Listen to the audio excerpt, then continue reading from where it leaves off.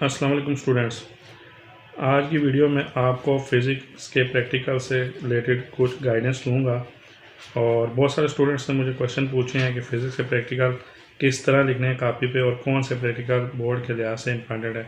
तो मैं 3-4 प्रैक्टिकल आपको स्पेशली इस वीडियो में बताऊँगा, वो लाजमी आपने तैयार करने हैं। उन्हीं में से 99% चांसेस है कि उन्हीं में से बोर्ड के एग्ज़ाम में आपसे पूछा जाएगा, और किस तरह आपने करने हैं, किन चीज़ों का ध्यान रखना है, वो भी आपके साथ डिटेल में यहाँ से बताऊंगा। ठीक है, आपने सिर्फ वीडियो को पूरा देखना है और जो बातें आपको बताऊँ वो आपने अपने जहन में रखती जानी है। ठीक है, तो सबसे पहले तो मैं ये चीज़ आपको क्लियर कर दूँ कि आपने कापी के ऊपर प्रैक्टिकल लिखने कैसे हैं।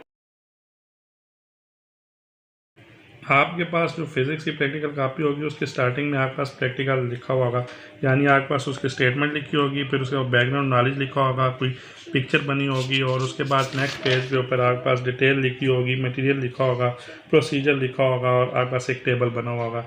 ये 4 चीज़ें आपके पास कापी में लिखी होंगी। इन्हीं को ये असल में आपको बता दिया जाता है कि आपने प्रैक्टिकल में करना क्या है। ठीक है, यहाँ पे आप सारी डिटेल आपको बताई जाती है। तो अब ये तो आपके पास लिखा हुआ होगा हर प्रैक्टिकल का, 10 प्रैक्टिकल हैं तो आपके पास सबका लिखा होगा।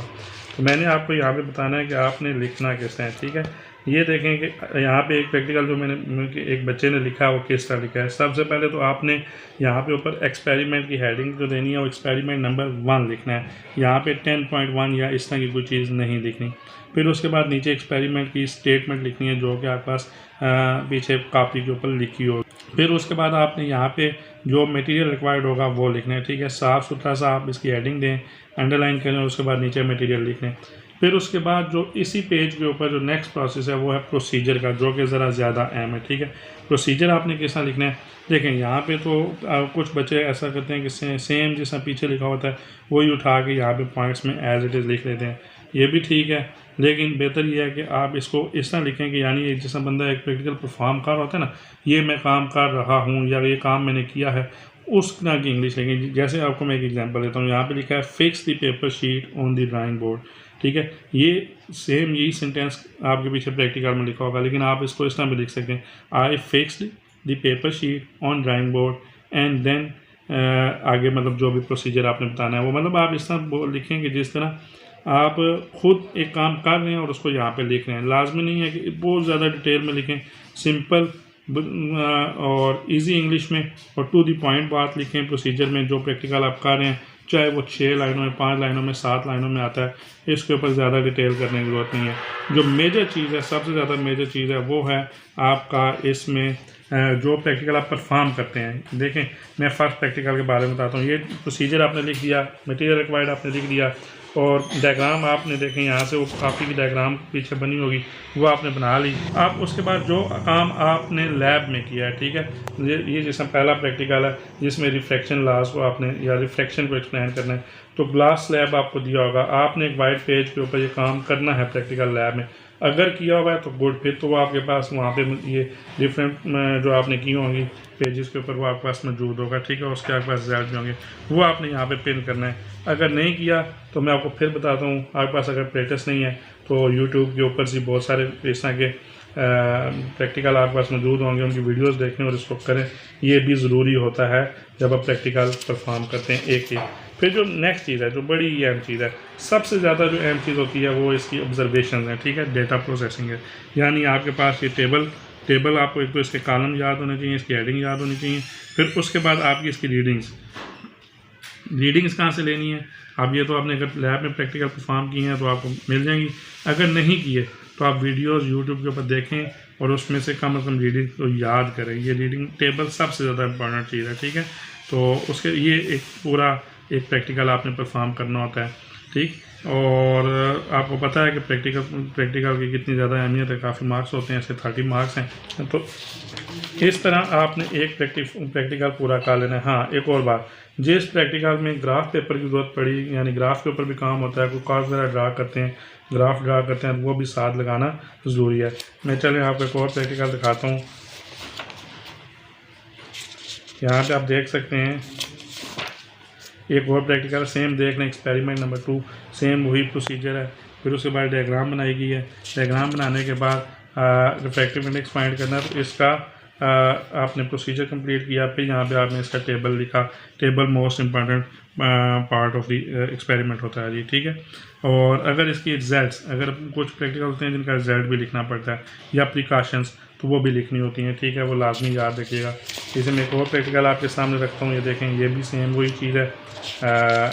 इसकी जो फाइल है ना इस प्रैक्टिकल, इस कॉपी की, जिसके ऊपर तमाम प्रैक्टिकल्स विद ऑब्जर्वेशन और इसकी PDF फाइल का लिंक मैं ऑलरेडी व्हाट्सएप ग्रुप में शेयर कर चुका हूँ जो स्टूडेंट्स मेरे साथ ऐड हैं, और मैं कोशिश करूँगा कि यूट्यूब की डिस्क्रिप्शन यानी इस वीडियो की डिस्क्रिप्शन में भी वो लिंक शेयर कर दूँ और वहाँ से आप इसको देख भी सकते हैं, ठीक है।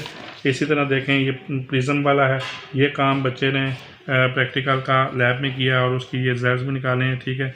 ये देख सकते हैं आप, 3 दफ़ा उन्होंने ट्राई किया है ये, और जो कॉपी के ऊपर से देख बनाया है वो भी आप देख सकते हैं, ठीक है। और फिर उसके बाद उसका जो रिज़ल्ट यहाँ पे लिखा है, ठीक है, ये देख सकते हैं रिज़ल्ट भी जो बच्चे ने लिखा है, ये रिज़ल्ट भी आपने इसी तरह देख के लिखना है, ठीक है।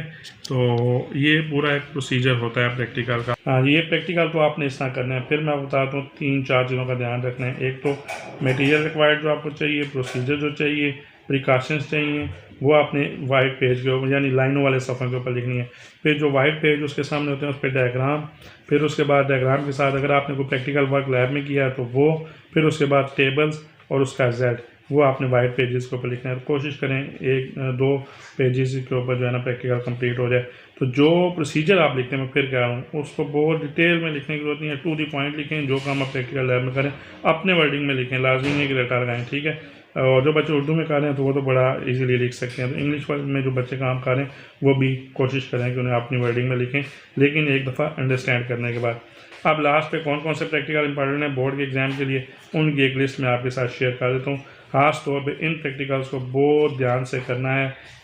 और एक और बात, इस दफ़ा 2022 यानी 2022 में सिर्फ 10th क्लास के प्रैक्टिकल्स हो रहे हैं, ठीक है। तो इसलिए मैं 9th के लिए प्रैक्टिकल की लिस्ट इस दफ़ा नहीं शेयर करूँगा, सिर्फ 10th क्लास की लिस्ट जो है ना वो आपके साथ शेयर कर रहा हूँ। तो इसको अच्छे तरीके से तैयार करें। फिर भी अगर कोई बात समझ नहीं आती तो कमेंट्स में पूछें और इंशाल्लाह ताला मैं रिप्लाई करूँगा। और चैनल को सब्सक्राइब भी करें और वीडियोस को शेयर भी करें। शुक्रिया, अल्लाह हाफिज़। अच्छा स्टूडेंट्स, यहाँ पे जो मैं आपके साथ एक लिस्ट शेयर कर रहा हूँ प्रैक्टिकल्स की, वो लाजमी तैयार करने हैं, स्पेशली रिफ्रैक्टिव, लास्ट रिलेटिव और रिफ्रैक्टिव इंडेक्स और प्रिज्म वाले प्रैक्टिकल्स, ये लाजमी करिएगा। इन तीनों में से एक पेपर में 100% आना है, ठीक है। तो इसके अलावा मैंने यहाँ पे प्रैक्टिकल की जो एक लिस्ट शेयर की हुई है, पॉइंट आउट किए हुए हैं, लेकिन इसके अलावा जो आपके साथ एक और चीज़ शेयर कर रहा हूँ, जिस ये प्रैक्टिकल अभी जो बताने लगा हूँ, इसमें से 100% एक प्रैक्टिकल एग्ज़ाम में आना ही आना है, इसको लाजमी तैयार करिएगा। ये जो चैप्टर 16 के इंट्रोडक्टरी इलेक्ट्रॉनिक्स के 3 प्रैक्टिकल है ना, इनको ख़ास तौर पे बहुत अच्छे तरीके से तैयार करें। इजी भी हैं, टेबल्स हैं, डायग्राम्स हैं, सिंपल है, इसका प्रोसीजर भी ईजी सा थोड़ा सा 4-4, 6-6 लाइनों का है।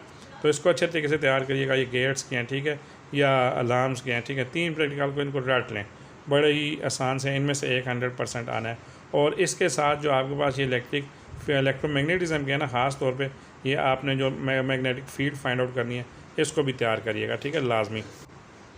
एग्ज़ाम के लिए बेस्ट ऑफ लक। अल्लाह करे कि आप सब के प्रैक्टिकल अच्छे हो जाएं। शुक्रिया, अल्लाह हाफिज़।